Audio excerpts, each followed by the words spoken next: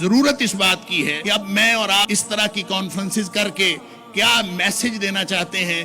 یہاں کہا گیا کہ ہم پروڈکٹس کا بائیکاٹ کر دیں، یہاں کہا گیا کہ ہم فلسطینیوں کے لیے ریلیاں نکال لیں، ہم جو مرضی کر لیں، یہ سارا کچھ یہودیوں کے خلاف فائدہ دیتا ہے۔ لیکن اس وقت فلسطینیوں کو جس بات کی ضرورت ہے وہ نہ پروڈکٹس کے بائیکاٹ سے ان کو کوئی فائدہ ہے، نہ ہماری کانفرنسوں سے کوئی فائدہ ہے۔ ان کو فائدہ ہے تو قرآن کہتا ہے وَمَا لَكُمْ لَا تُقَاتِلُونَ فِي سَبِيلِ اللَّهِ وَالْمُسْتَضْعَفِينَ مِنَ الرِّجَالِ وَالنِّسَاءِ وَالْوِلْدَانِ الَّذِينَ يَقُولُونَ رَبَّنَا أَخْرِجْنَا مِنْ هَذِهِ الْقَرْيَةِ الظَّالِمِ أَهْلُهَا، کہ وہاں چیخیں آ رہی ہیں، پوری دنیا کو چیخیں سنائی دے رہی ہیں، اور اللہ کا یہ سوال ہے کہ جہاد اور قتال کا انکار کرنے والوں اب تمہارے پاس بہانہ کیا رہ گیا ہے؟ پوری امت کے لیے سوال ہے۔ لہذا میں انفرادی طور پر آپ سب اور یہ پوری کانفرنس اجتماعی طور پر پوری امت مسلمہ اجتماعی طور پر اللہ کے اس سوال کا جواب دینے کے لیے تیار رہے۔